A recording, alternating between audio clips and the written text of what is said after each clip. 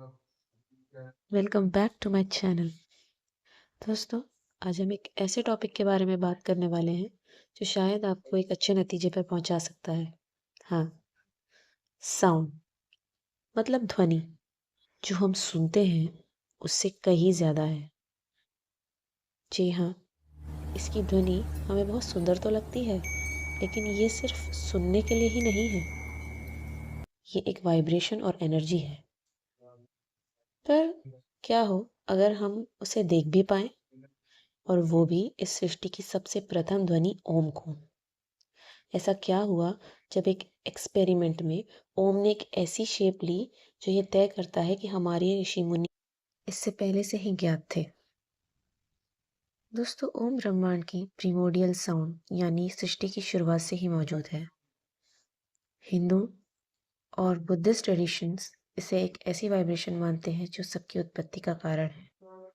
अब कैसे इसकी पावर के पीछे साइंस छुपी हुई है, आइए जानते हैं। सिमेटिक्स यानी साइंस ऑफ विजिबल साउंड,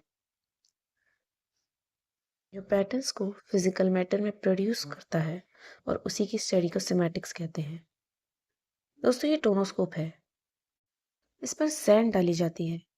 जब एक निश्चित फ्रीक्वेंसी की साउंड इस पे पास कराई जाती है तो साउंड एक ज्योमेट्रिक पैटर्न ले लेती है। अलग अलग फ्रीक्वेंसी के साउंड अलग अलग पैटर्न्स क्रिएट करते हैं। ऐसा ही ओम के साथ हुआ।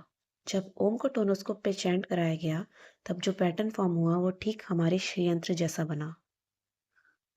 वाह, ये हमारे प्राचीन ज्ञान का आधुनिक विज्ञान के साथ समागम का एक उत्तम उदाहरण है। ओम का श्रीयंत्र से मेल खाना कहीं ना कहीं हमारी मटेरियलिस्टिक इच्छाओं की पूर्ति का साधन भी हो सकता है। दोस्तों, ये कोइंसिडेंस तो नहीं हो सकता, क्योंकि ऐसी कई सारी चीज़ें हैं जो ये बताती है कि शायद हमारे ऋषि मुनि इस साउंड के वाइब्रेशनल नेचर को पहले से ही जानते थे।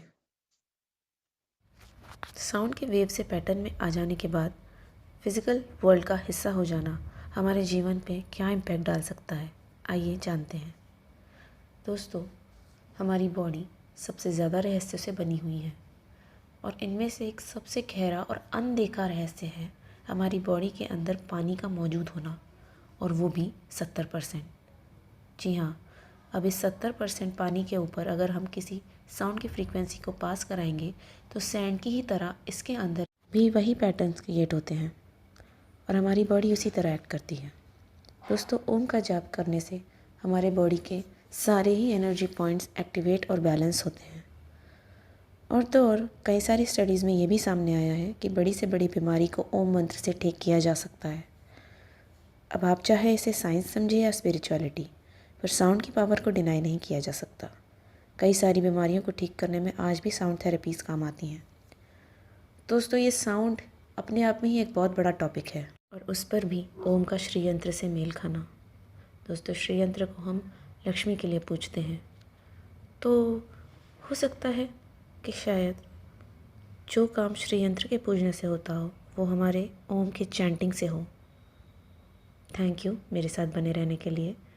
अगली बार फिर मिलते हैं इसी टॉपिक पर और डीप जानकारी के लिए पार्ट 2 में। तब तक के लिए अपना ख्याल रखिए।